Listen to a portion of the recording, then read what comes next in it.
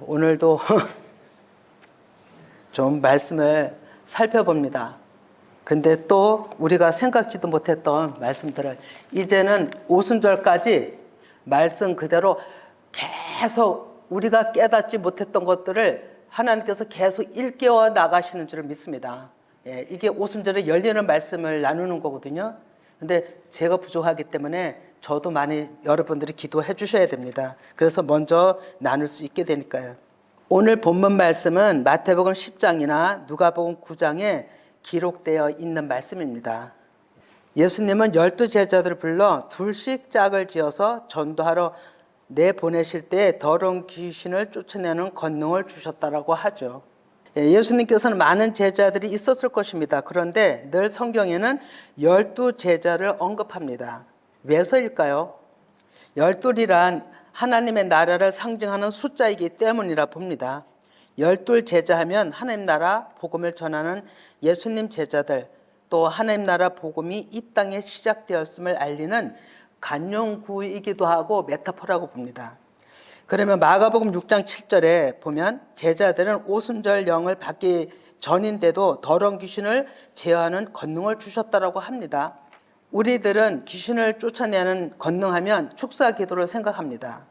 마가복음 5장 8절 이하를 보면 예수님께서도 귀신 들린 자에게 그에게 나오라고 명령하신 부분이 있습니다. 예수님이 제자들에게 가르친 말씀은 누가복음 11장 20절에 그러나 내가 만일 하나님의 손을 힘입어 귀신을 쫓아낸다면 하나님의 나라가 이미 너에게 임하였다라고 얘기하십니다. 그것이 마태복음 12장 28도 똑같습니다. 그러나 내가 하나님의 성령을 하나님의 손, 하나님의 성령 같은 의미입니다. 힘입어 귀신을 쫓아내는 것이면 하나님 나라가 이미 너에게 임하였다라고 하셨죠. 사람의 생각이 우리 육체 몸 전체 마음을 다 잡고 있습니다. 그렇기 때문에 더 강한 것이 들어가서 결박하지 않으면 그것을 제어할 수 없다 이렇게 얘기를 하죠. 그래서 예수님께서는 내가 만일 하나님의 손을 힘입어 귀신을 쫓아낸다면 그럼 너희들도 하나님의 손을 능력을 힘입어 귀신을 쫓아낸다면 이미 너희들에게도 이미 하나님 나라가 임해 있다라고 믿고 나가서 전하라는 그런 말씀을 가르치신 것이라 봅니다. 그리고 우리 육신은 더러운 귀신이라고 얘기를 하죠. 이것을 또한 예수님이 말씀하셨습니다. 마태복음 15장 10절에서 11절 보면 무리를 불러 이르시되 듣고 깨달으라.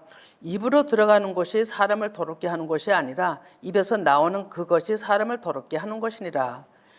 또 입에서 나오는 것들은 마음에서 나오나니 이것이야말로 사람을 더럽게 하느니라. 마음에서 나오는 것은 악한 생각과 살인과 간음과 음란과 도둑질과 거짓 증언과 비방이니 사람에서 나오는 것은 좋은 게 없어요. 그리고 아무리 좋은 마음으로 한다 할지라도 우리가 보기에는 선한 행함이지만 남들 보기에도 좋은 일이죠. 그것도 있어야 되는 거죠. 그것은 예수 그리스도가 없는 마음이라면 그것도 하나님 아버지 앞에 상관이 없는 자기 일이라는 거죠. 그래서 예수님은 사람에게서 난 모든 것은 더럽다라고 얘기를 하는 겁니다. 그런데 그것이 하나님의 성령의 손, 성령 그리고 또 손, 하나님의 그 능력을 힘입어 쫓아낸다면 우리 먼저 내 안의 것부터 제거가 되리라 믿습니다. 그래서 마가복음 6장 12절에 제자들이 나가서 회개하라 전하고 전파했죠. 이것이 예수님도 세례 요한도 처음 복음을 증거한 복음입니다. 그런데 이 말씀이 가장 기초적이고 기본적이에요. 이 말씀이 우리가 또 해야 될 말씀이에요. 이때나 지금이나 그 의미를 보면 회개하라 이것은 일반 자범죄를 회개하라는 게 아니거든요. 근데 우리는 회개하라 하면 우리는 생각을 해서 내가 무엇을 잘못하고 막 이렇게 생각을 하잖아요. 근데 성경에 예수님이나 세례 요한이 애친 또 제자들이 애친 회개하라는 무슨 뜻이냐면 하나님을 바로 알지 못한 것에서 그 무지를 가지고 기도하라는 겁니다. 그게 회개인 거예요. 그래서 깨닫고 돌이키라. 그것이 본질의 회개인 거죠. 마가복음 6장 8절에 명령하시되 여행을 위하여 지팡이 외에는 양식이나 배낭이나 전대의 돈이나 아무것도 가지지 말며. 예. 정리하면 너희들이 복음을 위하여 나갈 때는 지팡이 외에는 아무것도 가지지 말라 하십니다. 이것을 문자 그대로 우리는 지금까지 받아서 행한 사람들이 얼마나 많을까 생각이 됩니다. 예, 지팡이는 랍도스라고 막대기, 목자의 지팡이, 또 홀, 통치, 주권 이런 사전적 의미가 있습니다. 그런데 지팡이는 계시록 2장 27절, 계시록 2장 5절, 시편 2편 9절에 또 계시록 19장 15절 여러 군데 나옵니다. 이 지팡이는 무엇을 얘기를 하냐면 하나님의 깨달은 말씀을 얘기를 합니다. 그래서 계시록 2장 27절 한 절만 읽어보면 그가 철장을 가지고 그들을 다스려 질거를 깨뜨리는 것과 같이 하리라. 나도 내 아버지께서 받은 것이 그러하니라 얘기를 하죠. 예, 하나님의 말씀만 가지고 너희가 나가 전하라는 것입니다. 그러면 너희가 양식이나 배낭이나 전대의 돈이나 아무것도 가지지 말며, 진짜 이게 아무것도 가지지 않는 게 맞는 것일까요? 사람이 집 떠나면 다 있어야 돼요. 돈도 있어야 되고, 예, 뭐를 솔직분 담는 배낭도 있어야 되고, 그죠? 다 있어야 되잖아요. 없으면 안 되죠. 그게 없으면 어떻게 지내겠어요? 근데 성경에서는 이렇게 지금 얘기를 하고 있잖아요. 그걸 진짜로 이렇게 전도할 때 이렇게 행하려고 많은 사람들이 노력했다는 얘기 많이 들었거든요. 근데 그게 아닙니다, 여러분. 한번 말씀을 천천히 이제 찾아보겠습니다. 예, 양식은 말씀을 너무나도 잘 알죠, 여러분들이. 아르토스라는 그 헬라어 단어를 썼는데 떡, 부풀어 오름, 그리고 이것은 사람 계명이죠. 밀가루 반죽에 누룩을 넣지 않은 떡이에요. 누룩을 넣은 떡. 예, 이 아르토스라는 그 단어는 밀가루의 반죽에 누룩을 넣은 떡이거든요. 즉 말씀에 가하여 덧붙인 사람 계명, 그리고 전통 이런 것을 마음에 담지 말라는 거예요. 그러면 배낭은 음식을 넣는 망태기잖아요. 여성은 음식을 넣는 망태기 뭐 이렇게 비유를 했는데 가죽부대 우리 소지품을 넣잖아요. 그런데 사람의 이것은 무엇이냐면 사람에게 나온 모든 것을 담는 그릇이 따로 필요 없다는 거예요. 배낭이 필요 없다는 거예요. 복음을 증거하는 데는. 그럼 실제 배낭이 필요 없는 게 아니라 조금 더 이제 종합을 해서 말씀드리겠습니다. 또 전대는 뭐냐면 허리띠를 얘기를 했는데 예수님이 그 전대는 돈을 차는 허리띠잖아요. 근데 예수님이 가르쳐 주신 말씀으로 마음의 중심을 가지라는 의미가 있습니다. 그리고 돈이 뭐냐면 칼고스라고 여행에 가게 되면 돈이 필요하잖아요. 그런데 그런 용도로 말씀함이 아니에요. 어원은 칼라오라고 낮추다, 내리다 라는 뜻이 있습니다. 그러면 돈이 있으면 우리가 그냥 볼 때도 배부릅니다. 어딜 가도 든든하잖아요. 그죠? 돈이 있으면 당장 내가 먹고 살 수 있으니까. 그런데 든든하지만 그러나 돈이 없으면 힘이 없습니다. 가진 게 없으니까. 내가 어떻게 할 수 있는 아무것도 없으니까. 그런데 이것은 무슨 거를 얘기하냐면 낮춤의 간용구입니다. 가난한 심령, 낮춤에 대한 그 의미로 돈을 가지지 말라, 돈이 필요 없다, 막 이렇게 얘기를 한 겁니다. 그러면 이 얘기는 너희들이 하나님의 복음을 증거하러 나갈 때 오직 예수님이 주신 말씀만 가지고 나가라, 이런 뜻입니다. 너희들이 전통이나 사람 계명, 사람에서 난 모든 것을 거기다가 다른 배낭을 다른 생각, 다른 것들을 준비할 필요가 없다, 이런 얘기입니다. 마음에다 하나님 말씀만 담아갖고 가면 되는 겁니다. 그것을 배낭, 전대, 돈 이렇게 다 얘기한 겁니다.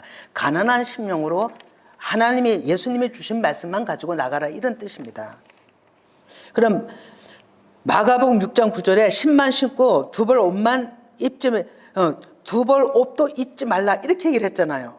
아니 어떻게 이렇게 예수님이 제자들을 내보내는데 두 벌 옷도 입지 말라. 진짜 두 벌 옷을 입지 말아야 될까요? 옷을 하나도 챙기지 말아야 되나요? 있어야 되잖아요. 그죠? 땀내가 나도 갈아입어야 되고, 시간이 지나면 더러우니까 갈아입어야 되고, 아주 완전히 더러워서 누더기 땀내 찍찍 나는 거 입고 전도를 해야 되냐 말이에요. 그건 아니잖아요. 자, 보면 이 얘기는 일반 상식으로 맞지가 않습니다.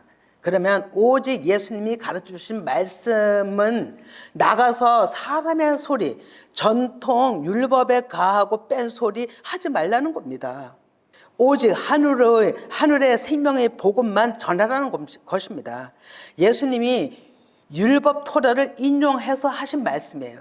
이게 그냥 예수님이 하신 게 아니고 이미 율법에 기록해 놓은 말씀을 인용하신 것입니다. 한번 봅니다. 레위기 19장 19절에 보면, 자, 같이 읽어봅니다. 너희는 내 규례를 지킬지어다. 내 가축을 다른 종류와 교미시키지 말며 내 밭에 두 종자를 섞어 뿌리지 말며 두 재료로 직조한 옷을 입지 말지며. 이와 같이 얘기를 신명기에서도 또 말씀합니다. 신명기 22장 9절에서 12절 또 읽어봅니다. 시작. 내 포도원에 두 종자를 섞어 뿌리지 말라. 그리하면 내가 뿌린 씨의 열매와 포도원의 소선을 다 빼앗길까 하노라. 너는 소와 나귀를 결의하여 갈지 말며 양털과 배실도 섞어 짠 것을 입지 말지니라. 너희는 너희가 입은 겉옷의 내귀에 술을 만들지니라. 아멘. 정확하게 율법에서 토라에서 얘기를 하고 있습니다. 어떻게 한 구멍에 두 종자를 넣을 수가 있느냐? 어떻게 양털과 배실이 어울리냐? 맞지 않다는 겁니다. 이 얘기는 어떻게 하나님의 말씀과 비진리가 사람 계명이 맞겠느냐? 어떻게 두 가지를 너희들이 가져가서 전하겠느냐? 하나님 말씀 하나하고 그것을 다 배낭, 전대 다 이런 걸로 비유한 겁니다. 그러면 하나님의 말씀 토라가 얼마나 중요하고 엄중한가를 또 알 수 있는 것이 너희가 입은 겉옷가에 술을 다르라고 그랬잖아요. 그래서 그 유대인들을 보면 겉옷에 술 이렇게 다는 거 뭔지 알죠? 밑 끝에 옷자락에다 이렇게 다 달았어요. 그런 옷들이 있어요. 그것은 너희들이 거기다가 말씀을 새겨서 그 다 말씀의 뜻이 있답니다. 말씀을 새겨서 다닐 때나 집에 있을 때나 어딜 때나 하나님의 말씀을 잊지 마라. 이런 뜻으로 술을 다르라고 했다는 겁니다. 그 정도로 하나님의 말씀이 중요한데 너희들이 다른 걸 갖다가 한 군데다 섞어서 전하겠느냐? 다른 배낭을 차고 가겠느냐? 이런 얘기예요. 다른 양식을 준비하겠느냐? 이런 얘기잖아요. 진짜 양식, 진짜 무슨 소지품 이런 거를 챙기지 말라는 게 아니라는 거죠. 그러면 고린도 후서 6장 14절에서 16절도 같이 읽어봅니다. 시작. 너희는 믿지 않는 자와 멍에를 함께 매지 말라. 의와 불법이 어찌 함께하며 빛과 어둠이 어찌 사귀며 그리스도와 벨리알이 어찌 조화되며 믿는 자와 믿지 않는 자가 어찌 상관하며 하나님의 성전과 우상이 어찌 일치가 되리요. 우리는 살아계신 하나님의 성전이라. 이와 같이 하나님께서 이르시되 내가 그들 가운데 거하며 두루 행하여 나는 그들의 하나님이 되고 그들은 나의 백성이 되리라. 아멘. 이 말씀도 신만 신고 두 벌 옷도 입지 말라는 것과 똑같은 평행 구조를 가지고 있습니다. 정확하게 말씀드리면 내 안에 참 진리와 참 진리의 영과 가짜 영이 있으면 안 된다는 거죠. 근데 우리는 지금까지 저부터도 그렇고 다 섞인 얘기를 했어요. 깨달았다 할지라도. 사실 고린도 후서 6장 14절 또 우리가 얼마나 어처구니 없게 믿었는지 아세요? 이렇게 믿었어요. 모르겠어요. 다른 사람들은. 제가 듣고 알기로는 많이 이제 문제가 됐던 얘기거든요. 특히 혼사 문제. 믿는 가정끼리 사돈도 되어야지 믿지 않는 집과 혼사가 되면 여러 가지로 힘들다. 이렇게 얘기했잖아요. 그리고 믿지 않으면 문제가 발생한다. 그래서 되도록이면 믿는 자와 믿는 집과 사돈도 맺어야 된다. 이렇게 얘기를 한 거죠. 뭐 그게 표면적으로는 틀린 건 아니지만 이 말씀의 본질들은 그걸 얘기하는 게 아니거든요. 문제는 사람들이 하나님의 말씀을 잘못 알아서 그대로 행하는 그 자체가 어린 신앙에 있다라는 겁니다. 하나님의 말씀을 순종한다 하지만 곁길로 가는 것입니다. 그리스도와 벨리알, 다른 우상이 그리스도와 어떻게 함께 할 수 있느냐? 없다는 것이죠. 그래서 불화가 생긴다는 얘기인데 이 마음 안에, 우리 마음 안에 어떻게 그리스도와 벨리알, 우상이 같이 공존하겠냐 이런 얘기거든요. 근데 이것을 가지고 나 한 사람의 영적인 문제인데 이걸 가지고 표면적으로 믿는 자가 짝을 지어야지 믿지 않는 집과 짝을 지면 불화가 생기고 힘들다 이렇게 뭐 표면적으로 받아들였던 거예요. 근데 우리는 말씀을 너무나도 이렇게 뭐랄까 잘못 알고 있어요. 이것을 가지고 야고보서에서는 두 마음을 품지 말라 정함이 없는 자라고 하시죠. 우리는 이로부터 주신 복음, 그 생명의 말씀만 마음에 새겨짐이 의의 옷을 입는 것이고 생명이 되는 것입니다. 예, 우리가 진짜 이 말씀대로만 하면 안 믿는 사람은 누가 전도를 하겠습니까? 예, 좀 전에 이제 좀 이따가 이제 복음 전함에서 나오는데 안 믿는 사람들도 전도해야 되는데 사돈을 안 맺어버리면 다 이렇게 우리가 맞지 않는 일을 그게 그렇다라고 또 그렇게 또 아주 애골수로 믿는 사람들이 오히려 안 믿는 사람들한테 지탄받는 일들을 해온 것입니다. 복음을 증거한다 하면서도 혈기 다 부리고요, 짜증 다 부리고요, 세상 사람들 행하는 행동 다 합니다. 지금까지 그렇게 온 거죠. 그게 진짜 맞느냐 이거죠. 아니에요. 성경은 그렇게 얘기 안 합니다. 좀 더 이제 살펴보겠습니다. 예, 마가복음 6장 10절에 또 이르시되 너희 어디서든지 누구의 집에 들어가거든 그곳을 떠나기까지 거기 유하라. 어느 곳에서든지 너희를 영접하지 아니하고 너희 말을 듣지도 아니하거든 거기서 나갈 때 발 아래 먼지를 떨어버려 그들에게 증거를 삼으라 하시니. 예. 이 말씀도 표면적 문자로 알아 행하는 자들이 지금 시대도 여전히 있습니다. 그리고 복음 전도자들이 둘씩 짝져 나갈 때는 둘씩은요 조금이라도 같이 나가면 힘이 돼요. 그래서 혼자 나가는 것보다 둘을 예수님은 보내신 것 같습니다. 예, 무슨 일을 해도 함께 가면 용기들이 있어요. 그래서 어느 집에든지 복음을 증거하러 갔다 그곳에서 떠날 때까지 유하고 받아들이지 않는 집에서는 발 아래 먼지까지 털어버리고 그 일을 증거로 삼는다면 이것은 이 표면대로 한다면 발 아래 먼지까지, 먼지 더럽잖아요. 우리가 그냥 볼 때는, 그죠? 더럽잖아요. 냄새나고. 근데 그걸 또 막 털어버려요. 우리가 보기에 너무 아니잖아요, 그죠?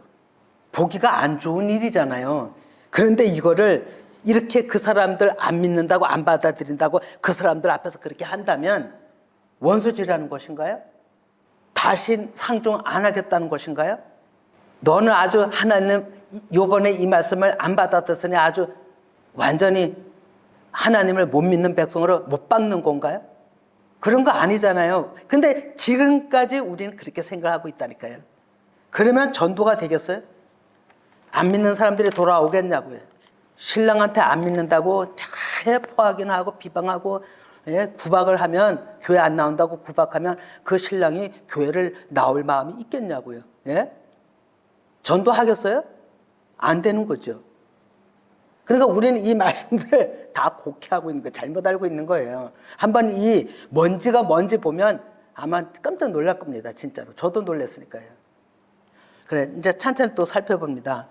자기와의 맞는 차원의 말씀이 다르면요, 자기가 생각하는 말씀과 다르면요, 이런 말들을 생각 없이 불쑥불쑥하고 생각나는 대로 막말을 합니다. 이게 막말이에요. 아직 신앙의 초보에 자신이 나는 이런 사람입니다라고 드러내는 것밖에 안 돼요. 각자 자신들을 많이 돌아볼 필요가 있고 회개해야 할 문제입니다. 예수님께서 처음에 세례요한도 같이 회개하라는 것은 이렇게 잘못된 것에서 교정하기 이유한 것에 회개하라고 하신 거예요. 깨달아 돌이키라는 거죠. 자, 그러면 바른 성경 용법에 복음 전하는 수단을 여러분들 너무 잘 알죠. 이사야 52장 7절에 보면 좋은 소식을 전하며 평화를 공포하며 복된 소식을 가져오며 구원을 공포하며 시온을 향하여 이르기를 내 하나님이 통치하신다 하는 자의 산을 넘는 발이 어찌 그리 아름다운가 이랬어요. 복음을 전하는 수단. 예, 그 복음을 전하는 발길이 그렇게 아름답다는 거죠. 예, 그런데 복음을 전하는 파수꾼들을 얘기하는 거죠. 로마서 10장 14, 15를 같이 읽어봅니다. 자, 시작. 그런즉 믿지 아니하는 이를 어찌 부르리요? 듣지도 못한 이를 어찌 믿으리요? 전파하는 자가 없이 어찌 들으리요? 보내심을 받지 아니하였으면 어찌 전파하리요? 기록된 바 아름답도다. 좋은 소식을 전하는 자들의 발이여 한가 같으니라. 예, 아멘. 복음을 증가하지 않으면 어떻게 듣겠습니까? 초장에 우리나라에 애국에 있는 선교사들이 죽음을 무릅쓰고 우리나라에서 그 순교하면서까지 복음을 증거하지 않았다면 어떻게 우리가 하나님을 믿을 수 있었겠습니까? 예, 똑같은 거거든요. 그러니 우리는 하나님 안 믿는 사람을 아예 오히려 세상 사람이 아주 안 믿는 사람이 기독교인들을 외면한과 같이 우리 기독교인들은 그들에게 더 그런 행동을 하고 있다니까요. 끼리끼리. 그게 아닌데. 우리는 어찌하든지 하나님을 믿게 해야 되는 것이 우리가 할 일이잖아요. 자, 그러면 여러분, 발 아래 먼지는 무엇을 뜻할까요? 자, 더운 지방이나 슬리퍼 신고 다니면 그 먼지가 대단하겠죠. 그 먼지를 털어버린다고 속이 시원하나요? 예, 본인이 좀 홀가분은 하겠지만 이런 것을 하나님이 복음에다가 말씀을 하셨을까요? 이 발의 먼지는요, 코스라고 더미, 즉 쓰레기, 쏟다에서 유래, 흘러나온 이런 의미를 가지고 있어요.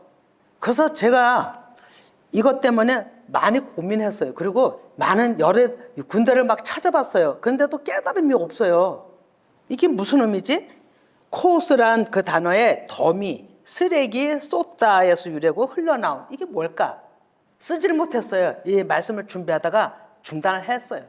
그리고 중단하고 내 왔다 갔다 다른 거 볼일 보면서 내 글 묵상하고 이제 이렇게 했죠. 그런데 그러는 가운데 성령께서 계속 구하다 보니까 순간 눈물이 핑 돌았어요. 그리고 깨달음이 하고 갔어요. 무엇이냐면 예수님 십자가 생각이 딱 났어요. 그리고 요한복음 19장 34절 이건 성령께서 가르쳐 주시는 거예요. 사전적으로는 찾아볼 수가 없어요. 그중 한 군인이 창으로 옆구리를 찌르니 곧 피와 물이 나오더라, 흐르더라. 사전적 의미에 흘러나온, 쏟다, 쓰레기, 더미 이런 걸 얘기하잖아요. 맞네. 예, 불법으로 이 정리하면 불법으로 죽을 수밖에 없는 사람들을 살리기 위해 쓸모없는 것이 쓰레기예요. 쓸모없는 생각이 쓰레기예요. 십자가에서 창으로 찔리켜서 피와 물을 다 쏟아내신 예수님의 뜻을 담고 있음이 먼지라는 단어 안에 숨겨져 있는 비밀이었어요. 우린 먼지하면 아무것도 없는 나 생각만 하잖아요. 틀린 거 아니에요. 근데 이렇게 기품에서 왔다는 것을 생각을 못했던 거죠. 그래서 자신을 완전히 낮춘 것이 먼지, 복음의 본질이에요. 십자가 죽음이에요. 예수님은 그러한 가난한 심령으로 떠나라. 복음을 받지 않아도 복음을 그들이 멸시하고 받지 않고 박해하고 대적해도 가난한 심령으로 그들에게 대적하지 말고 이러한 마음으로 떠나라는 거예요. 이러한 깊은 의미를 두고 있는 게 말씀인데요. 아마 제자들도 이 말씀 뜻 안에 이러한 깊은 당시에 예수님이 나가서 제자들 보고 귀신을 추방하고 많은 병자를 고치라고 얘기를 해서 보냈잖아요. 근데 이때 제자들도 성령을 받기 전이기 때문에 아마 이렇게 성령께서 가르치는 깊은 어떤 그것은 깨닫지 못하고 나가서 예수님이 하신 말씀만 전했으리라고 보거든요. 그래도 많은 병자들이 떠나갔다고 얘기를 합니다. 귀신들이 떠나고. 이 말씀을 또 번역한 분들도 알았을까 생각을 했어요. 오직 성령께서 비춰주시지 아니하면 깨닫지 못할 말씀이라는 걸 알게 된 거죠. 정리하면 복음을 받아들이지 못하는 그들에게 복음이 어떠한가를 보여주라는 것입니다. 전도하러 나가서 받아들이지 않는다고 같이 욕을 하고 같이 맞대고 혈기를 부린다면 전도가 되겠어요? 전도물이 그냥 막혀버리는 거죠. 예? 여러분이 상상을 한번 해보세요. 교회 안 나온다고, 교회 안 믿는다고 욕을 하고 한번 해보세요. 예? 그 전도가 되겠냐고요. 완전히 교회 전도문에 완전히 막히는 거죠. 이 오늘 본절의 이 말씀 삼복음서에 다 있거든요. 진짜로 너희들이 없는 존재, 아무것도 아니라는 존재로 누가 뭘 할지라도 복음을 그것을 증거 삼으라는 겁니다. 사도행전 13장 51절에도 두 사람이 그들을 향하여 발의 티끌을 떨어버리고 니온으로 가거늘 제자들은 기쁨과 성령이 충만하더라 그랬어요. 이것은 바울과 바나바가 복음을 증거하다가 내쫓김을 받았어요. 그리고 한 행동입니다. 이들 또한 안 받아들이는 그들을 향해서 이들은 겸손히 낮춰진 마음으로 전달하여 떠났기 때문에 기쁨과 성령이 충만했다고 보거든요. 여러분, 싸움을 하고 막 싸움하고 나갔다면 기쁨이 있겠어요? 충만함이 있겠어요? 한번 생각해 보세요. 불화가 있는 곳엔 기쁨과 충만이 없습니다. 내가 죽은 자로 그들을 대했기 때문에 기쁨과 충만이 있는 거예요, 여러분. 이게 복음 증거하는 자의 자세예요. 근데 우리는 이런 모든 말씀을 다 잘못 알고 있었던 거예요. 그래서 이런 말씀을 오늘날에도 사용하고 있는 거예요. 내가 없는 행동이에요. 가난한 심령으로 복음을 증거하라. 이게 증거 삼으라는 거예요. 그러면 말씀의 문맥을 본다면 발 아래 먼지는 분명 나는 아무것도 아닙니다. 이런 뜻이에요. 시편 103편 14절에 보면 이는 그가 우리의 체질을 아시며 우리가 단지 먼지뿐임을 기억하심이라고 소이다. 자신을 먼지라고 얘기를 하는 거. 아무것도 없는. 죽은 자는 말이 없다 그러잖아요. 우리는 말을 많이 하고 잠깐 판단의 영이 있다면 아직까지 내가 살아있다는 것을 회개하셔야 됩니다. 그거 없애달라고. 시편 113편 6절에서 9절도 같이 읽어봅니다. 시작. 스스로 낮추사 천지를 살피시고 가난한 자를 먼지 더미에서 일으키시며 궁핍한 자를 거름더미에서 들어세워 지도자들 곧 그의 백성의 지도자들과 함께 세우시며 또 임신하지 못하던 여자를 집에서 살게 하사 자녀들을 즐겁게 하는 어머니가 되게 하신도다. 할렐루야. 아멘. 이 뜻은 또 문자에 갇혀있는 백성들에게 토라, 그 영의 말씀이 들어오면 완전히 낮춰지잖아요. 먼지 같은 존재. 눈에 보이지 않는 거예요, 먼지는. 눈에 있어도 눈에 보이지 않는. 누구를 판단하지 않는. 누구를 봐도 거치지 않는. 이런 거예요, 여러분. 먼지라는 의미가. 이게 다 간용구예요. 그런 자들이 하나님의 자녀들을 내 안에서 이 복음으로 내 안에서 아들 낳는 거잖아요. 육신의 구조에서 영의 아들로 하나님의 자녀로 그렇게 해서 하나님의 집에 내 안에 성전이 되셔서 주님과 함께 머물러 있는 이런 것을 지금 이 시편에서도 얘기를 하고 있는 거예요. 로마서 12장 18절에서 19절 할 수 있거든 너희로서는 모든 사람과 화목하라. 내 사랑하는 자들아 너희가 친히 원수를 갚지 말고 하나님의 진노하심에 맡기라. 기록되었을 때 원수 갚는 것이 내게 있으니 내가 갚으리라고 주께서 말씀하시니라. 아멘. 레위기 19장 18절에 보면 원수를 갚지 말며 동포를 원망하지 말며 내 이웃 사랑하기를 내 자신과 같이 사랑하라. 나는 여호와니라. 원수를 갚지 말라고 하십니다. 이게 율법이에요. 신약에만 있는 게 아니고. 근데 예수님은 원수를 너희들이 갚으려고 하지 말고 나한테 맡기라 이렇게 얘기를 하잖아요. 그러면 이건 어떤 방법일까? 봅니다. 율법과 이것을 가지고 율법과 선지자의 강령이라고 마태복음 22장 40절에도 말씀하십니다. 그리고 로마서 12장 20에서 21절 보면 같이 읽어봅니다. 내 원수가 줄이거든 먹이고 목마르거든 마시게 하라. 그리함으로 내가 숯불을 그 머리에 쌓아 놓으리라. 악에게 지지 말고 선으로 악을 이기라. 예. 선으로 악을 이기는 것은요, 혈기와 혈기는 이길 수가 없어요. 서로 패합니다. 복음으로만이, 사랑, 살리는 생명의 말씀으로만이 그들을 선으로 악을 이길 수 있는 겁니다. 이게 전도고 이게 복음이에요. 전함이에요. 예, 복음을 듣지도 아니하고 영접지도 아니한 자들에게 말씀의 본질을 지극히 작은 자로서 낮춰서 그들에게 그렇게 하라는 것이 이 본문 말씀의 요지였던 거예요.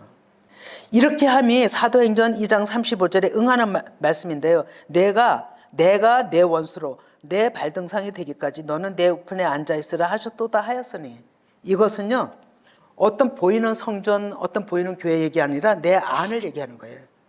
내 안에서 육신의 구조를 하나님의 영의 말씀이 밟아버리시는 거예요. 작용 못하게 다스리는 거예요. 다스림. 이게 다스리는 거거든요. 그러면 그 다스림 그 자체가 제 마음에서 예수님의 발등상이 되셔서 그 보좌에서 일을 하시는 거예요. 그 영께서. 그런데 발등상이 되기까지 네 안에서 예수님이 너를 통치하실 때까지 하나님은 우리를 기다리시고 그 일을 하시는 겁니다. 그래서 육신 구조를 가진 것이 나 자신으로 봐야 되는 거예요. 남을 보시면은 그거는 역사가 안 일어나요. 내 안에 역사가 먼저 일어나야 되잖아요. 내가 변하면 상대방으로도 흘러가거든요.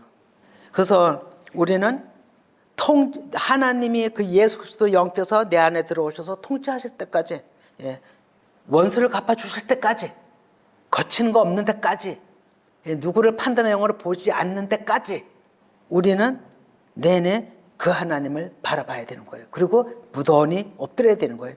먼지와 같은 존재가 돼야 되는 거예요. 그래서 이것이 사망에서 생명으로 옮기는 일입니다. 요한복음 5장 24절에 내가 진실로 너에게 이르노니 내 말을 듣고 또 나 보내신 이를 믿는 자는 영생을 얻었고 심판에 이르지 아니하나니 사망에서 생명으로 옮겼느니라 얘기를 하죠. 예, 하나님의 일은요, 순간이에요. 준비하는 작업은 많이 흘러갔겠죠. 그러나 어떤 결단에 있어서, 어떤 일에 있어서는 즉각적으로 하나님께서 하루에 나를 낳겠느냐, 하루에 애를 낳겠느냐, 어떤 이런 말씀 있죠. 이사야서에. 그런 거 똑같습니다. 네, 순간적으로 성령께서는 일을 하십니다. 예, 우리는 전도라는 것이 어떻고 복음을 우리가 전하면서 어떤 자세라는 것을 이 말씀 가운데 지금 배우고 있습니다. 그러면 우리는 어떠한 상황에 놓일지라도 내가 하나님을 온전하게 믿게 되고 가족을 하나님 앞에 이끌고, 예, 공동체를 이끌고 나가서 전도하게 된다면 완전히 내가 먼지 같은 자가 되어야 된다는 것을 지금 얘기하고 있는 거예요. 그것이 곧 십자가의 죽음. 예수님이, 예, 옆구리에 창을 찔리고 모든 것을 다 우리에게 쏟아부어 주신 그 은혜. 그것이 나 안에 고스란히, 예, 적용이 돼야 된다는 얘기죠. 그 생명이 들어왔을 때만 내가 먼지 같은 존재가 되는 겁니다. 그래서 마가복음 6장 12절에 봅니다. 제자들이 나가서 회개하라 전파하고, 좀 전에도 얘기했지만 회개하라 함도, 예, 좀 전에 얘기한 대로 자범죄의 돌이킴이 아니라고 얘기를 했죠. 그것도 뭐 하나님 아버지 앞에 우리가 본질을 알게 돼 하나님 앞에 회개하게 되면 그건 자동적으로 하나님께서 덮어주시지 않겠어요? 사해 주시리라 믿거든요. 이 회개하라의 본질은 말라기 4장 6절에서 말씀합니다. 같이 읽어봅니다. 예, 말라기 4장 6절 시작. 그가 아버지의 마음을 자녀에게로 돌이키게 하고 자녀들의 마음을 그들이 아버지에게로 돌이키게 하리라. 돌이키지 아니하면 들을 건데 내가 와서 저주로 그 땅을 칠까 하노라 하시니라. 아멘. 빨리 깨달아서 돌이키면 어려움을 덜 당할 텐데, 예, 부지하게도 이걸 깨닫지 못하니까 치시는 거예요. 이게 심판이에요. 또 심판이 와야 우리는 깨닫습니다. 예, 건드려 주셔야 우리는 깨닫습니다. 우리가 하도 완악하고 두꺼워서, 예, 찢어지기도 힘들고 깨지기도 힘들고, 예, 돌 같아서 우리가 그런 자이기 때문에 하나님께서, 예, 돌이키지 않는 자들에게 오셔서, 예, 저주가, 우리는 아주 저주하면 또 아주 나쁜 걸로만 생각하잖아요. 아주 안 좋게 생각하잖아요. 이 저주가요, 유익이에요. 저주가 하나님께서 우리를 바르게 잡는 방법이세요.